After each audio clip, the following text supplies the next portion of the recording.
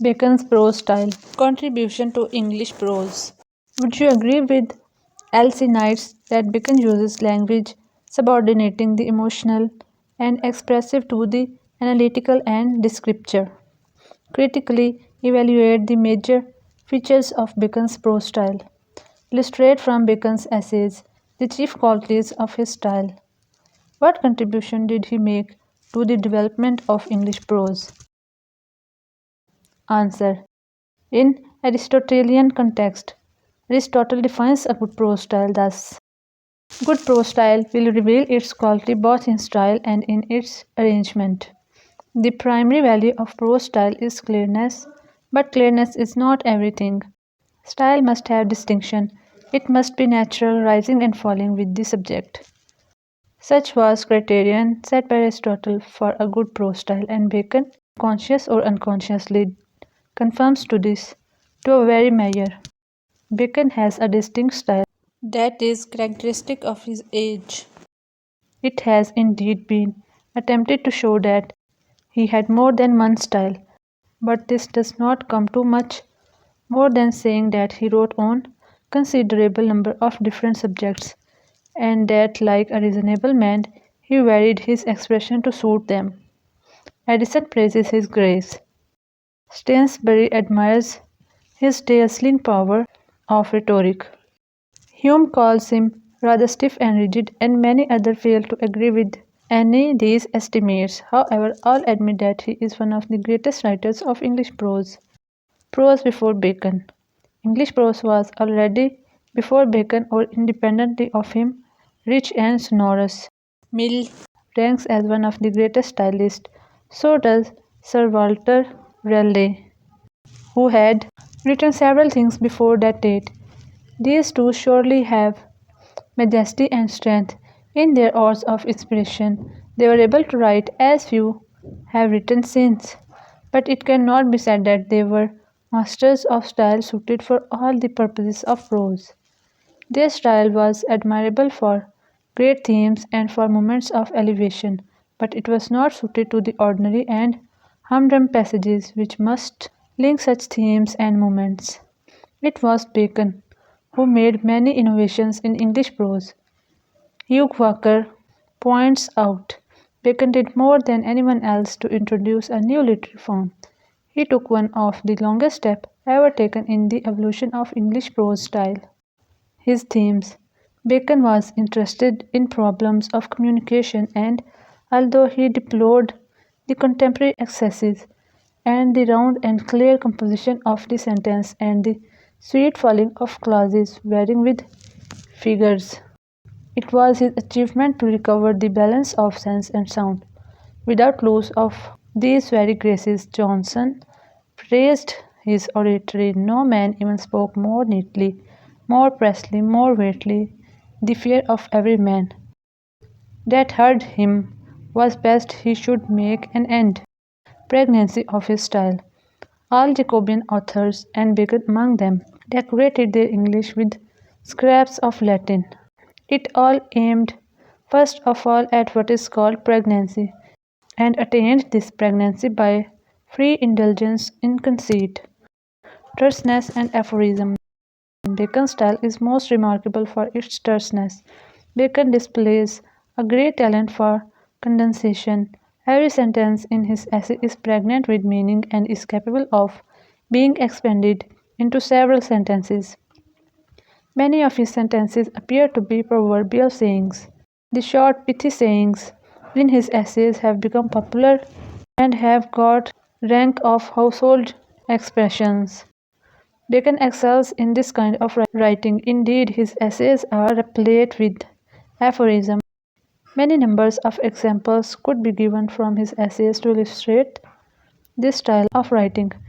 Take the essay of truth.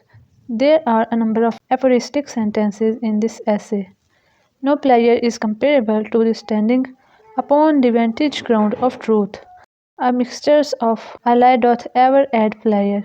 Here Bacon wants to convey the idea that the statement of a truth becomes more attractive when a lie is mixed with it. Thus, whenever we want to define a lie, we can quote this sentence. Certainly, it is Heaven upon earth to have man's mind move in charity, rest in providence, and turn upon the poles of truth. Here Bacon conveys a valuable moral by the use of the minimum possible number of words. The essay of marriage and single life show the aphoristic quality of Bacon's style in a more striking manner.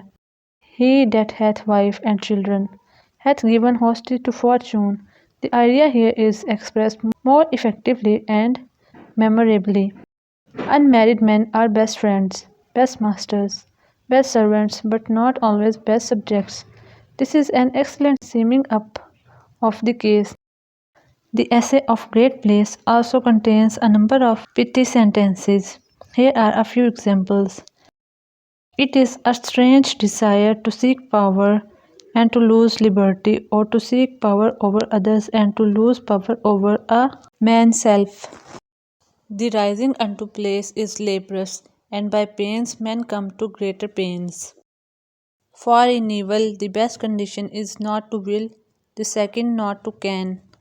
The essay of studies abounds in aphoristic and epigrammatic sentences. Here are a few examples. Studies serve for delight, for ornament, and for ability. Crafty men condemn studies. Simple men admire them, and wise men choose them. Reading maketh a full man, conference a ready man, and writing an exact man. His appeal. Every aphorism that we come across startles us by its novelty, and what adds to their appeal is the fact that Bacon does not seem to have made conscious efforts to produce them. The aphoristic style is not labored. In the case of Bacon, it is truly spontaneous. Symmetrical syntax. According to B. Wicker, syntactical symmetry is another quality of Bacon's style. For example, in his essay of adversity, he writes, "The good things which belong to prosperity are to be wished, but the good things which belong to adversity are to be admired." In these lines, we can easily judge his syntactical style. Rhetoric. Bacon was certainly one of the greatest rhetoricians in the full and varied sense of rhetoric. Whatever lived, his command of phrase was extraordinary. He expresses his views in the fewest possible words. That is, a man that studieth revenge keeps his own wounds green. To be master of the sea is an abridgment of a monarchy. His reference. Another important feature of Bacon's style is the extensive use of quotations, allusions, and references. His style thus becomes mosaic of quotations and allusions. Bacon's style is witty. He is no doubt wanting humor, but he has amp of wit.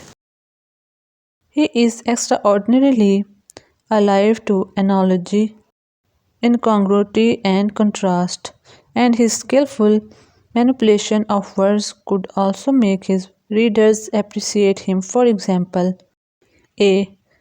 Through dignities, men rise to dignities. B. By pains, men come to greater pain. C.